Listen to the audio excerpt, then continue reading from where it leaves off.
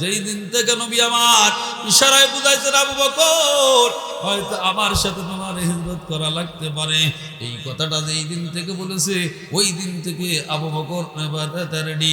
গভীর রজনীতে হিজরতের রাত্রে গভীর রজনীতে নবী যখন বের হলেন আবু বকরের বাড়িতে ডাইয়া বলতে আবু বকর কয় লাব্বাইকা রাসূলুল্লাহ, আমি আবু বকর হাজির আছি, উপস্থিত আছি। নবী আমার বলেন আবু বকর গভীর রজনীতে তুমি কি ঘুমায় নাই? আবু বকর ইয়া রাসূলুল্লাহ আমি বললাম আপনি পয়গম্বর যেদিন আমাকে ইশারায় বুঝাইছেন আপনার সাথে আমার হিজরত করতে লাগতে পারে, ওই দিন থেকে আমি আবু বকর আর বিছানায় চলছেই না, আমি দরজার সাথে ট্যাক লাগায় দাঁড়ায় থাকি। তখন আবার নবী আমাকে ডাক দিবে আর আমার নবীর ডাকে আমি সাড়া দেব, লাব্বাইকা রাসূলুল্লাহ আমি বললাম আমি আবু বকর হাজির আছি। আমার নবী আসা আমার দরজায় দাঁড়ায় থাকবে আর আমি ঘুমের মধ্যে বিভোর থাকবো, উঠতে দেরি হয়ে যাবে, নবী কষ্ট পাবে। ইয়া রাসূলুল্লাহ আমি বললাম ওই দিন থেকে আমি আর বিছানায় কোল দেই না। মুসলমান কেন আবু বকরের দাম আল্লাহর দরবারে এত বেশি? তবুকের যুদ্ধে সাহাবায়ে কেরাম থেকে চাঁদা কালেকশন করতেছিলেন। ওই সময় আবু বকরের নিকটে কোনো অর্থ সম্পদ তেমন ছিল না। ওমর ওই সময় মালের মালিক, বেশ কিছু মালের মালিক। আবু বকর চিন্তা ভাবনা করলেন এই যে সুবর্ণ সুযোগ দেয়, কখনো তো এক নেকের কাজে এক নাম্বার হইতে পারি না, এক নাম্বার আবু বকর হয়ে যায়। আজকে একটা সুযোগ আছে, কোনো মতো এক নাম্বার হওয়া যায় কিনা। আবু বকর ওই সময় ওমর মালের মালিক আল্লাহর নবীর দরবারে গিয়ে বললেন ইয়া রাসূলুল্লাহ আমার মালের 3/2 অংশ তবুকের যুদ্ধের জন্য আমি দান করে দিলাম। কত অংশ? জোরে বলে কত অংশ? 3/2। আবু বকর সিদ্দিক রাদিয়াল্লাহু আনহু তেমন করে অর্থ সম্পদ নাই, বাড়িতে যা ছিল সব জোগাড় করিয়া, বাড়িতে যা ছিল সব জোগাড় করিয়া একটা কাপড়ের নেকটার মধ্যে গোছা গোটগাট করিয়া মসজিদে নববীর এক কোণে বসে আছি। আর শাদিমের মালিক জিবরিল আমিনকে ডাকতে কয় দাও জিবরিল আমিন রে আমার দোস্তকে সালাম জানায় বলো যত সময় পর্যন্ত আমার আবু বকরের দান গ্রহণ না করা হবে অতদিন পর্যন্ত দুনিয়ার কোনো মানুষের দান আমি আল্লাহর দরবারে কবুল হবে না। আল্লাহ নবী ডাক দিয়েছে আবু বকর এদিকে আসো, কি আনছু? ইয়া রাসূলুল্লাহ আল্লাহ আমার বাড়িতে যা ছিল সব গোটগাট করে আপনার দরবারে নিয়ে আসি। আল্লাহ নবী বলেন আবু বকর বাড়িতে কি রাখছু? আবু বকর কয় ইয়া রাসূলুল্লাহ আল্লাহ আমার বাড়ির জন্য আল্লাহ আর আল্লাহর নবী যথেষ্ট। ইল্লা মান তাবা ওয়া আমানা ওয়া আমিলা আমালান সালিহা ফাউলাইকা ইউবাদদিলুল্লাহু সাইয়্যাতিহিম হাসানাত ওয়া কানাল্লাহু গফুরুর রহিমা। আল্লাহ এত অবতীর্ণ করলেন বিশ্বনবী মুহাম্মদ রাসূলুল্লাহ সাল্লাল্লাহু আলাইহি ওয়াসাল্লামের জবান থেকে আয়াতটা শ্রবণ করলেন ইল্লা মান তাবা, যেই ব্যক্তি গুনাহ করার পরে তওবা করবে ও আমানা ওয়া আমিলা আমালান সালিহা ঈমান আনবে নেক আমল করবে ফাউলাইকা ইউবাদদিলুল্লাহু সাইয়্যাতিহিম হাসানাত। আল্লাহ পাক রব্বুল আলামিন তওবা করার কারণে তার পিছনের জিন্দেগীর সব গুনাহ আল্লাহ মাফ করে দিবেন। আর তার পিছনের জিন্দেগীর শুধু গুনাহ মাফ করবেন না, সমস্ত গুনাহ আল্লাহ নেকিতে পরিবর্তন করে দিবেন। এই আয়াতটা শোনার পরে আবু বকর সিদ্দিক রাদিয়াল্লাহু আনহু রওনা দিয়েছে, বাড়ির দিকে রওনা দেন নাই, ওমরের বাড়ির দিকে যায়। প্রতিমধ্যে ওমরের সাথে দেখা, ওমরকে ডাকতে বলতেছেন ও ভাই ওমর তুমি তো মাঝে মধ্যে আমাকে বলো আমার সবচাইতে নেকি বেশি, আমার নেকি সবচাইতে বেশি, তুমি আমাকে মাঝে মধ্যে গোটা দাও আমার নেকি সবচাইতে বেশি। ও ভাই ওমর তোমার কাছে আল্লাহ নবীর পক্ষ থেকে একটা আয়াত নিয়ে আমি হাজির হয়েছি, দলিল হিসাবে আমি আয়াতটা পেশ করলাম, তুমি যে আমাকে বলো নেকি আমার সবচাইতে বেশি। ওমর তুমি তো অনেক পরে ইসলাম গ্রহণ করেছো, আমি অনেক আগে ইসলাম গ্রহণ করেছি, আর আল্লাহ বলেছেন যে এই ব্যক্তি ঈমান আনবে তওবা করবে, ঈমান আনবে নেক আমল করবে, আল্লাহ তার পিছনের জিন্দেগীর সব গুনাহ মাফ করে দিবে। শুধুমাত্র গুনাহ মাফ করবেন না, আল্লাহ পিছনের গুনাহটা নেকিতে পরিবর্তন করে দিবেন। ও ভাই ওমর তুমি তো আমার অনেক পরে ইসলাম গ্রহণ করেছো, অতএব তুমি গুনার কাজ বেশি করেছো, শুধুমাত্র গুনার কাজ বেশি করো নাই, বিশ্বনবী মুহাম্মদ রাসূলুল্লাহ সাল্লাল্লাহু আলাইহি ওয়াসাল্লামকে হত্যা করার জন্য তরবারি নিয়ে তুমি রওনা দিয়েছো। ও ভাই, আমার চাইতে তুমি গুনাহ অনেক বেশি করেছো। আর আল্লাহ বলেছেন যে এই ব্যক্তি গুনাহ করার পরে তওবা করবে, ঈমান আনবে, নেক আমল করবে, আল্লাহ তার পিছনের জিন্দেগির সব গুনাহ মাফ করে দিবে, আর তার পিছনের গুনাহগুলি আল্লাহ নেকিতে পরিবর্তন করে দিবে। তাহলে তুমি তো আমার অনেক আগে ইসলাম, অনেক পূর্বে, অনেক পরে ইসলাম গ্রহণ করেছো, তুমি গুনার কাজ বেশি করেছো। আর আমি আবু বকর অনেক আগে ইসলাম গ্রহণ করেছি, আমি তো গুনাহ অনেক কম করেছি, আমি গুনাহ অনেক কম করেছি, আর তুমি কি করেছো? গুনাহ অনেক বেশি করেছো। তাহলে আল্লাহ বলেছেন যে এই ব্যক্তি গুনাহ করার পরে তওবা করবে, ঈমান আনবে, নেক আমল করবে, আল্লাহ তার পিছনের জিন্দেগি সব গুনাহ মাফ করে দিবে। শুধু মাফ করবেন না, গুনাহগুলো আল্লাহ আবার নেকিতে পরিবর্তন করে দিবেন। তাহলে আবার চাইতে তো তুমি গুনাহ বেশি করেছো, আমি তোমার চাইতে গুনাহ কম করেছি। তাহলে গুনাহ যেহেতু আল্লাহ নেকিতে পরিবর্তন করে দিবেন, তাহলে এবার নেকি কার বেশি? জোরে বলেন কার বেশি? জোরে বলেন কার বেশি? ওমরের নেকি বেশি। এবার ওমর কয়, ভাই আমার নেকি যদি বেশি হয়, আমি ওমরের সারা জিন্দেগির নেকি তোমাকে দিয়ে দিব। বিনিময় ভাই আবু বকর, তুমি দিবা আমাকে মাত্র একটা রাতের নেকি। কত দিনের? জোরে বলেন কত দিনের? আর সে দিবে কত? ওমর দিবে কত দিনের? ওমর কয়, ভাই আবু বকর, আমার সারা জিন্দেগির নেকি দিয়ে দিব, তুমি দিবা মাত্র একটা রাতের নেকি। কয় কোন রাতের নেকি? কয় কোন রাতের নেকি? ওই রাতটা সম্পর্কে আমি নবীর থেকে আগেই শ্রবণ করেছি, ভালো করে শুনে নিয়েছি। আবু বকর কয়, এই সুন্দর অফার ছাড়া যাবে না, এই অফারটা হাতছাড়া করা যাবে না। তুমি দিবা তোমার জিন্দেগির সব আমল, আর আমি দিব মাত্র একটা রাতের নেকি। আবু বকর কয়, এই সুযোগ হাত করা ছাড়া করা যাবে না, তবে কথাটা তোমার সাথে আমার চূড়ান্ত হবে নবীর দরবারে গিয়ে।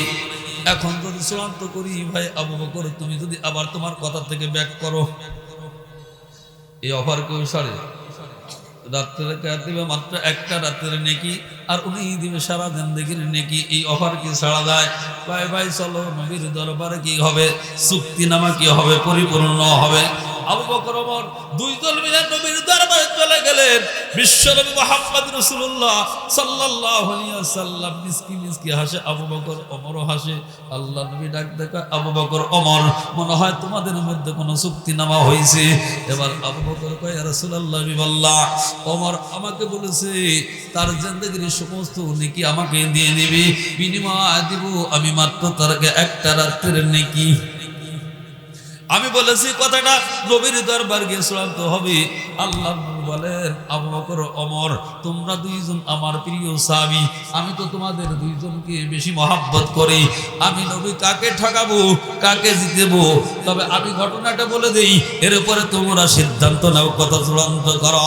এবার নবী বলেন, আবু বকর, শুধুমাত্র তোমার জিন্দেগির সমস্ত আমল না, আমার উম্মতের প্রত্যেকটা নেকির, প্রত্যেকটা উম্মতের নেকি যদি এক পাল্লায় দেওয়া হয়, আর আমার আবু বকরের একটা রাতের নেকি যদি এক পাল্লায় দেওয়া হয়, সমস্ত নেকির চাইতে আমার আবু বকরের একটা রাতের নেকির পাল্লা ভারী বেশি হবে। মুসলমান কেন বেশি ভারী হবে? দুনিয়ার মধ্যে যার ইমানের পাওয়ার যত বেশি, মুসলমান তার যার ইমানের পাওয়ার তত বেশি, তার নেকির পাল্লা তত বেশি ভারী। নেকির পাল্লা তার তত বেশি ভারী, তার ইমানের পাওয়ার যত বেশি, কিয়ামতের ময়দানে তার নেকির পাল্লা তত বেশি ভারী, ঠিক কিনা? মুসলমান কেন আবু বকরের নেকি এত বেশি? কেন আবু বকরের নেকি এত বেশি? অনেকগুলো কারণ আছে মুসলমান। আল্লাহ নবী সাল্লাল্লাহু আলাইহি ওয়াসাল্লাম মিরাজে চলে গেলেন। মিরাজের সফর শেষ করে সকালবেলা ফজরের নামাজের পরে বর্ণনা করলেন, আমি এক রাতের মধ্যে জান্নাত ভ্রমণ করেছি, জাহান্নাম ভ্রমণ করেছি। এবার কাফের মুশরিক কয়, দেখছো নাকি কারবার, একটা রাতের মধ্যে জান্নাত ভ্রমণ করেছে, জাহান্নাম ভ্রমণ করেছে। ওই দিন ঘটনা করবে আবু বকর সিদ্দিক রাদিয়াল্লাহু তাআলা আনহু কি করেন নাই, ফজরের নামাজে কোনো কারণে অংশগ্রহণ করেন নাই। কাফেররা কয় এই যে সুবর্ণ সুযোগ যায়, চলো যাই আবু বকরের ঈমান নষ্ট করা যায় কিনা। এবার আবু বকরকে যা কয়, ভাই আবু বকর শুনছো নাকি, কিন্তু এমন একজন লোক রাতের মধ্যে কি করেছে, জান্নাত ভ্রমণ করেছে, জাহান্নাম ভ্রমণ করেছে, সাত আসমান ভ্রমণ করেছে, আল্লাহর সঙ্গে সে কি করেছে, কথাবার্তা বলেছে। তুমি কি বিশ্বাস করো মুসলমান? আবু বকর তো একটু তীক্ষ্ণ বেরেনি। আবু বকর এবার কয়, কথাটা যদি আমার নবী বলে, বিশ্ব নবী যদি বলে, এই কথাটা শতভাগ সঠিক। ঘটনা নবীতে জানে না, এমন ঘটনা ঘটেছে আল্লাহ নবীতে জানে না। আর শাদিমের মালিক জিবরিল আমিনকে ডাকতে কয়, ও জিবরিল আমিন যাও আমার দোস্তকে সালাম জানায় বলো আমার দোস্তর মিরাজটা আবু বকর সিদ্দিক রাদিয়াল্লাহু তাআলা আনহু তার মুখের থেকে শোনার আগেই সত্য প্রমাণ করেছে, তার পক্ষে সাফাই গিয়েছে। আমি আল্লাহ পাক রব্বুল আলামিন আবু বকরের নামটা শুধুমাত্র আবু বকর না, আমি আল্লাহ তার নামের শেষে সিদ্দিক লকব লাগায় দিলাম। এ মুসলমান, কেন আবু বকরের দাদা আবু বকরের নামটা নেকির পাল্লা এত বাড়ি হবে, বেশি হবে। আবু বকর সিদ্দিক রাদিয়াল্লাহু তাআলা যেদিকে নাম ওই দিকে এক নাম্বার। আর সমস্ত সাহাবায়ে কেরাম হিজরত করে চলে যায়, এক এক করে হিজরত করে চলে যায়। আবু বকর অনুমতি চায়, ইয়া রাসূলুল্লাহ বিল্লাহ আপনি অনুমতি দিলে আমি হিজরত করতে চাই। আল্লাহ নবী সাল্লাল্লাহু আলাইহি ওয়াসাল্লাম ইশারা বুঝাইলেন, আবু বকর হয়তো আমার সাথে তোমার হিজরত করা লাগতে পারে। যেই দিন থেকে নবী আমার ইশারায় বুঝাইছেন আবু বকর হয়তো আমার সাথে তোমার হিজরত করা লাগতে পারে, এই কথাটা যেই দিন থেকে বলেছে ওই দিন থেকে আবু বকর রেডি। গভীর রজনীতে হিজরতের রাত্রে গভীর রজনীতে নবী যখন বের হলেন, আবু বকরের বাড়িতে বলতে আবু বকর কয় লাব্বাইক ইয়া রাসূলুল্লাহ, আমি আবু বকর হাজির আছি, উপস্থিত আছি। নবী আমার বললেন, আবু বকর গভীর রজনীতে তুমি কি ঘুমায় নাই?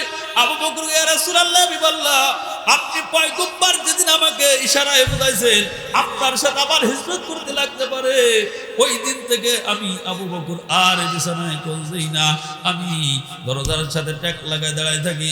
তখন আবার নবী আমাকে ডাক দিবে আর আমার নবীর ডাকে আমি সাড়া দেব, লাব্বাইক ইয়া রাসূলুল্লাহ বিল্লাহ আমি আবু বকর হাজির আছি। আমার নবী আসা আমার দরজায় দাঁড়ায় থাকবে আর আমি ঘুমের মধ্যে বিভোর থাকবো, উঠতে দেরি হয়ে যাবে, নবী কষ্ট পাবে। ইয়া রাসূলুল্লাহ আমি বললাম ওই দিন থেকে আমি আর বিছানায় কোল দেই না। মুসলমান, কেন আবু বকরের দাম আল্লাহর দরবারে এত বেশি? তবুকের যুদ্ধে সাহাবায়ে কেরাম থেকে চাঁদা কালেকশন করতেছিলেন। ওই সময় আবু বকরের নিকটে কোনো অর্থ সম্পদ তেমন ছিল না। ওমর ওই সময় মালের মালিক, বেশ কিছু মালের মালিক।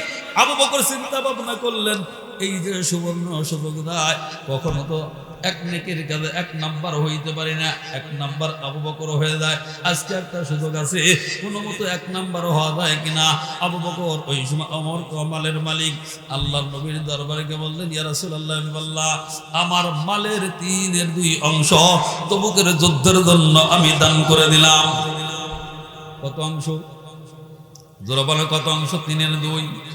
আবু বকর সিদ্দিক রাদিয়াল্লাহু তাআলা তেমন করে অর্থ সম্পদ নাই, বাড়িতে যা ছিল সব জোগাড়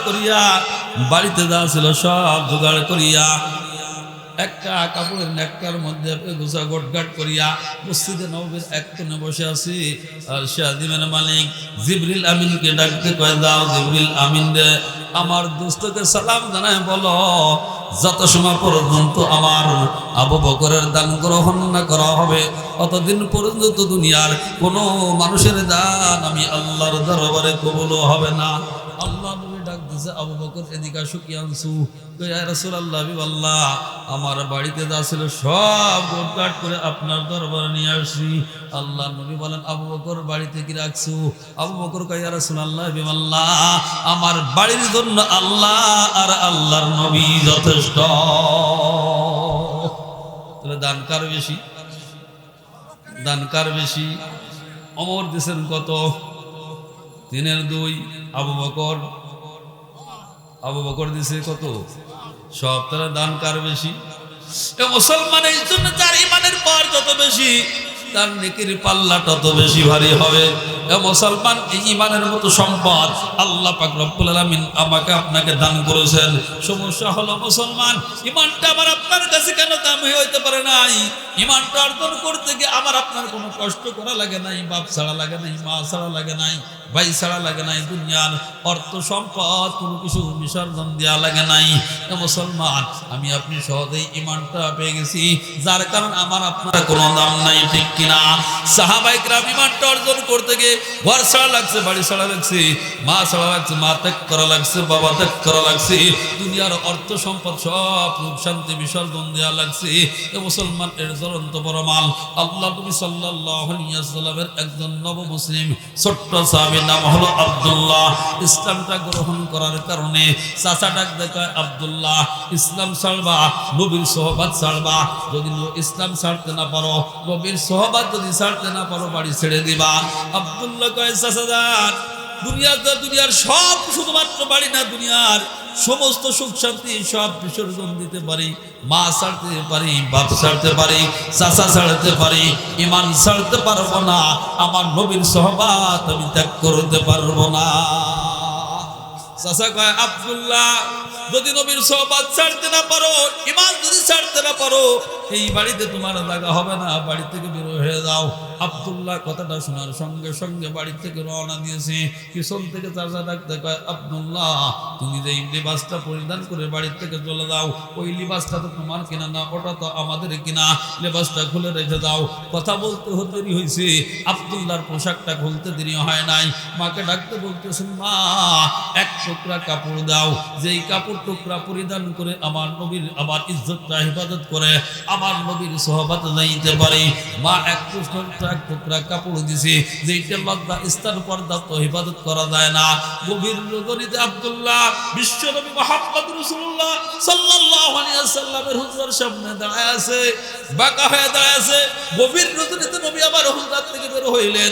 এবার আল্লাহ নবী ডাকতে বলতেছেন, কে তুমি? বুঝে হয়ে দাঁড়ায়ছো, কি তুমি, তোমার পরিচয় কি? আব্দুল্লাহ ডাকতে কয়, ইয়া রাসূলুল্লাহ, আমি আপনার আব্দুল্লাহ। আল্লাহ নবী বলেন, কোন আব্দুল্লাহ? আব্দুল্লাহ চোখের পানি ছেড়ে দিয়ে বলতেছেন, ইয়া রাসূলুল্লাহ, আমি আপনার ওই আব্দুল্লাহ, সবে মাত্র কয়েক-তিন দিন আগে ইসলাম গ্রহণ করেছি। ইসলাম গ্রহণ করার পূর্বে আমার নাম ছিল আব্দুল উজ্জা। আপনি নবী আমার নামটা কালেমা পড়ে মুসলমান বানায়া আমার নামটা রেখে দিয়েছেন আব্দুল্লাহ।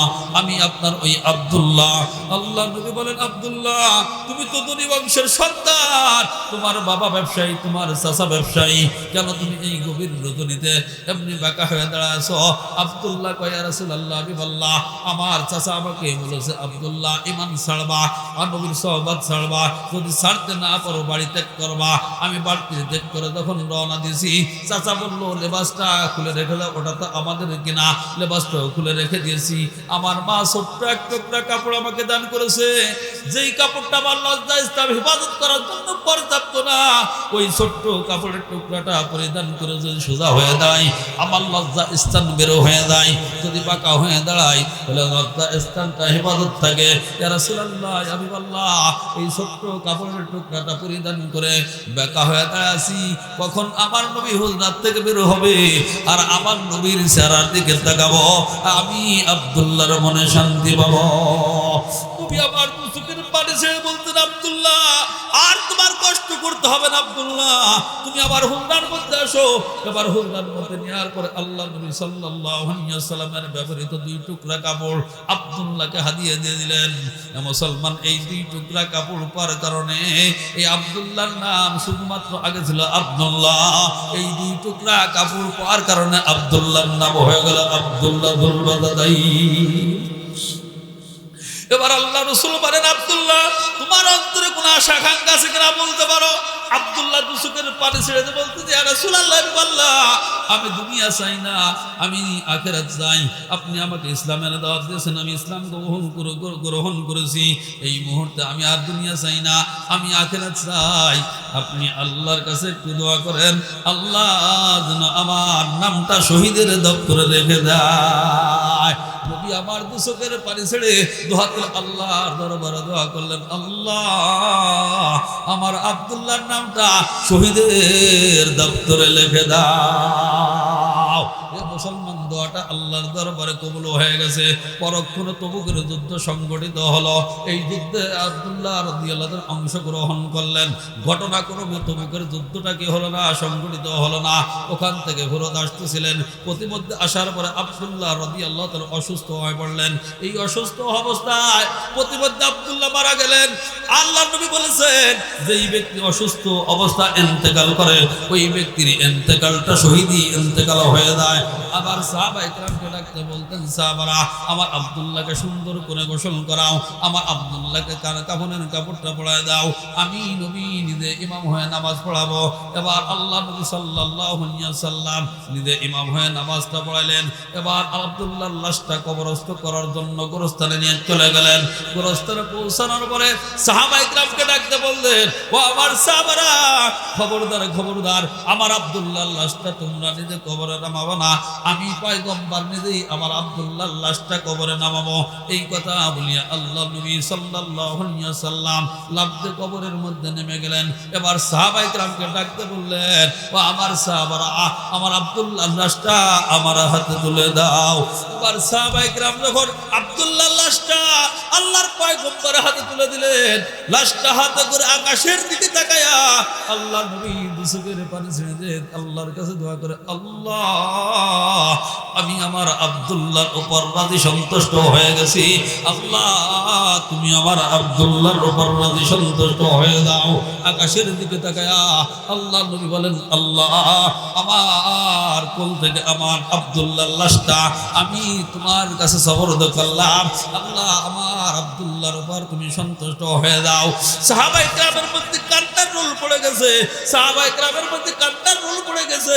আব্দুল্লাহকে ডাকতে বলতেছেন, ও ভাই আব্দুল্লাহ, আজকে তোমার লাশের পরিবর্তে যদি আমাদের লাশটা হইতো তাহলে কতই না সৌভাগ্য আমাদের হইতো, ঠিক কিনা?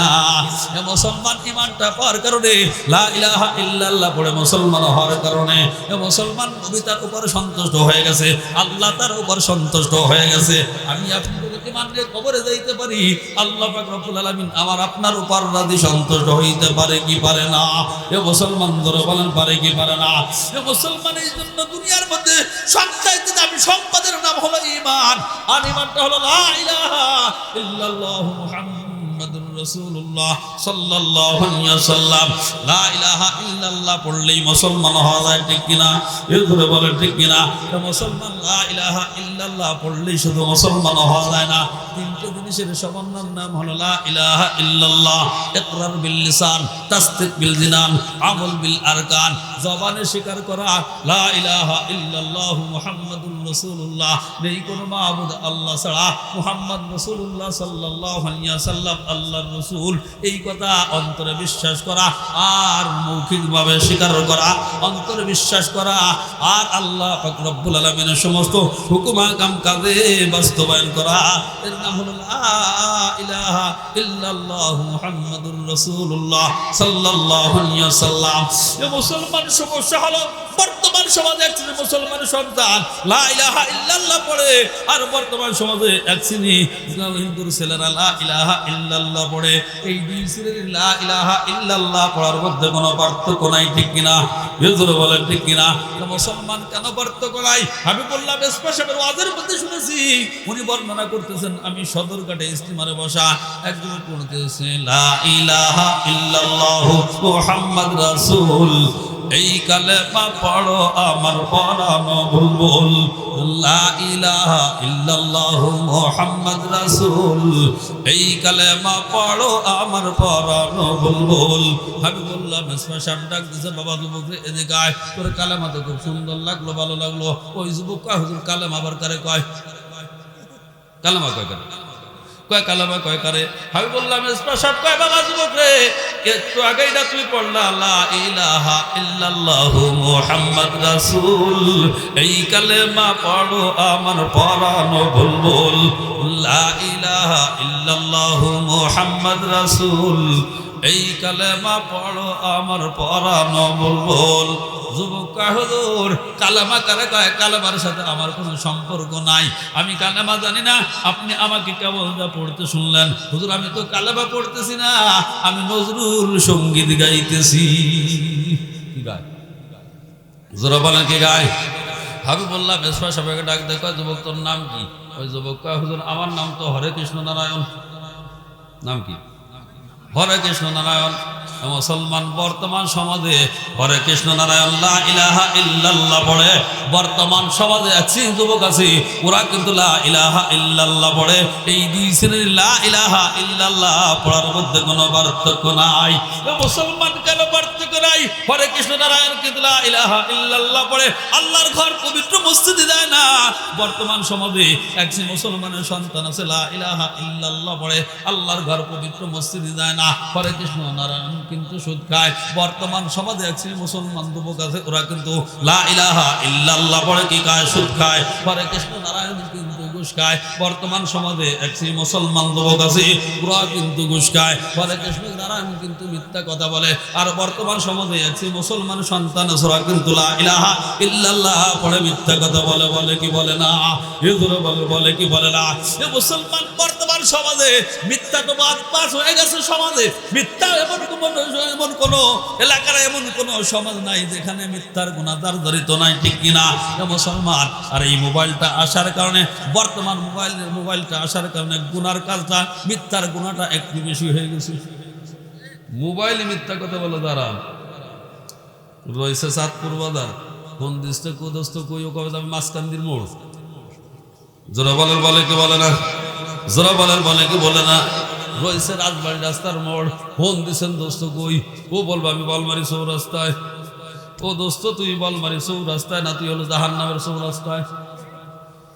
ও জামানা মোবাইলে খাইছে, জামানা মোবাইলে খাইছে, অল্প বয়সের পোলা মায়া প্রেমে জড়াইছে, জামানা মোবাইলে খাইছে, জামানা মোবাইলে খাইছে। কাছে থেকে বলছে দূরে পেয়েছি প্রমাণ, নিজের টাকায় মোবাইল কিনা হইছে রে বেঈমান। বলো ঠিক আছে? আরে আমার নিজের ঘটনা, আমার স্ত্রী নিয়ে ডাক্তার দেখাতে গেছে ফরিদপুর শহরে। ডাক্তার 3টে সাড়ে 3টার আগে পাওয়া যাবে না। আমার স্ত্রী বলতেছে আমার এক জোড়া স্যান্ডেল কেনার দরকার। কাউকে চলো দেই, গেছি বাটা বাজারে, স্যান্ডেল চয়েস করতেছে। এক ভদ্র মহিলা ঢুকছে, সেও স্যান্ডেল চয়েস করতেছে। ইতিমধ্যে তার মোবাইলে কল আসছে, ও ফোনটা রিসিভ করে বলতেছে আমি নবীনগর বার হয়ে গেছি। ও রয়েছে কোথায়? কাছে থেকে বলছে দূরে পেয়েছি প্রমাণ, নিজের টাকায় মোবাইল কিনা হইছে রে বেঈমান। ও যুবক ভালো করে শুনে নাও, নিজের বাবার পকেটের টাকা দিয়ে একটা মোবাইল কিনবা, ইচ্ছা করে একটা মিথ্যা কথা বলবা, একটা গুনাহ কবিরা করবা, আর একটা গুনাহ কবিরা করবা, কমপক্ষে 7000 বছর জাহান্নামের আগুনে জ্বলবা। মুসলমান ভালো করে বুঝতে হবে যে ঈমান আমাকে আপনাকে লা ইলাহা ইল্লাল্লাহ পড়ার পরে যে ঈমান আমাকে আপনাকে আল্লাহর ঘর পবিত্র মসজিদে নিতে পারে না। হে মুসলমান, আল্লাহর কসম দিয়ে বলতে পারি, ওই ঈমানটা আমাকে আপনাকে আল্লাহর জান্নাতে নিতে পারে না। যে ঈমান লা ইলাহা ইল্লাল্লাহ পড়ার পরে যে ঈমান আমাকে আপনাকে পিতামাতার খেদমত করাইতে পারে না, ওই ঈমানটা আমাকে আপনাকে আল্লাহর জান্নাতে নিতে পারে না। যে ঈমানটা লা ইলাহা ইল্লাল্লাহ পড়ার পরে মিথ্যা বর্জন করাইতে পারে না, ওই ঈমান আমাকে আপনাকে আল্লাহর জান্নাতে নিতে পারে না। যে ঈমান আমাকে আপনাকে সুদের থেকে ফিরাইতে পারে না, ওই ঈমান আমাকে আপনাকে আল্লাহর জান্নাতে নিতে পারে না। যে ঈমান আমাকে আপনাকে ঘুষের থেকে ফিরাইতে পারে না, ওই ঈমান আমাকে আপনাকে আল্লাহর জান্নাতে নিতে পারে না, ঠিক কিনা? মুসলমান কয়টা বলবো? মুসলমানদের পাক্কা মুমিন হয়ে যাইতো, ইমানদার হয়ে যাইতো। মুসলমান আজকে এই প্যান্ডেল থেকে ওঠার পর আর কোনোদিন নামাজ পড়তে পারতো না, সুদ খাইতে পারতো না, ঘুষ খাইতে পারতো না। মুসলমান বর্তমান সুদ আর ঘুষ বর্তমান সমাজে মহামারী আকার ধারণ করেছে, ঠিক কিনা? কয়টা বলবো? মুসলমান বর্তমান সমাজে আপনি ন্যায় বিচার পাবেন না, আদালতে গিয়ে মামলা দায়ের করবেন। মুসলমান টাকা আর পয়সা যদি না থাকে, আদালত বর্তমান আমার আপনার পক্ষে রায় লিখতে চায় না, ঠিক কিনা? কি হবে লেখালেখি কলমবাজির এই মহড়া, সমাজের আসল চিত্র যদি না যায় তুলে ধরা। কি হবে লেখালেখি কলমবাজির এই মহড়া, সমাজের আসল চিত্র যদি না যায় তুলে ধরা। যদি ওই ঘুষের বলে কলমটা উল্টো চলে, যদি ওই ঘুষের বলে কলমটা উল্টো চলে, তবে কি আর যাবে রোখা দুর্নীতিকে? কি হবে বেঁচে থেকে? অযথা বিদ্যা শিখে যদি না গড়তে পারো শোষণবিহীন সমাজে, নাকি ঠিক না? এ মুসলমান কয়টা বলবো, বর্তমান হক কথা বলা যায় না, বর্তমান মসজিদের মেম্বার থেকে হকের আওয়াজ আসে না। এ মুসলমান কেন হকের আওয়াজ আসবে? অধিকাংশ মসজিদের ইমাম আর মুয়াজ্জিনদের হাত পা বর্তমান সভাপতি আর সেক্রেটারির নিকটে বাঁধা। জুমার নামাজের ওয়াজ দেওয়ার সময় সভাপতি আর সেক্রেটারির দিকে তাকায় ওয়াজ দিতে হয়। কোন ওয়াজ আমার সভাপতি আর সেক্রেটারির বিপক্ষে চলে যায়, সঙ্গে সঙ্গে ইমামতি ক্যান্সেল হয়ে যাবে, ঠিক কিনা? এক ইমাম সাহেব জুমার নামাজ আসার ব্যাটিং খুব টাইট করে বাঁধে। এক যুবক খুব চালাক, কয়েক জুমা দেখার পরে ওই যুবক কয়, হুজুর জুমার নামাজ আসার ব্যাটিং আগে খুব টাইট করে বাঁধেন, ব্যবহার কি? কয় ভাই এই জন্য বাঁধে রাখি, জুমার নামাজের ওয়াজ দেওয়ার সময় কোন ওয়াজ আমার সভাপতি আর সেক্রেটারির বিপক্ষে চলে যায়, সঙ্গে সঙ্গে ইমামতি ক্যান্সেল হয়ে যাবে। ব্যাটিং বান্ধার সময় আমার দিবার পরে না পরে জন্য আগেই বাঁধে রাখি। ওই ইমাম সাহেব দরকার নাই তোমার ইমামতির। মসজিদের মেম্বার থেকে যদি তুমি হকের আওয়াজ দিতে না পারো, হক কথা যদি তুমি বলতে না পারো, ওই মসজিদের মেম্বারে বসার যোগ্যতা ক্ষমতা তোমার নাই, ঠিক কিনা? কি হবে আলেম হয়ে ইমাম সাথে সমাজেতে পর যদি সত্য কথা উচ্চস্বরে না বলিতে? কি হবে আলেম হয়ে ইমাম সাথে সমাজেতে পর যদি সত্য কথা উচ্চস্বরে না বলিতে? চাকরির ভয় করো যদি ছেড়ে দাও ওই না গদি, চাকরির ভয় করো যদি ছেড়ে দাও ওই না গদি। কি হবে ধোঁকা দিয়ে আল্লাহকে, কি হবে বেঁচে থেকে, কি হবে বেঁচে থেকে অযথা বিদ্যা শিখে যদি না গড়তে পারো শোষণবিহীন সমাজটাকে?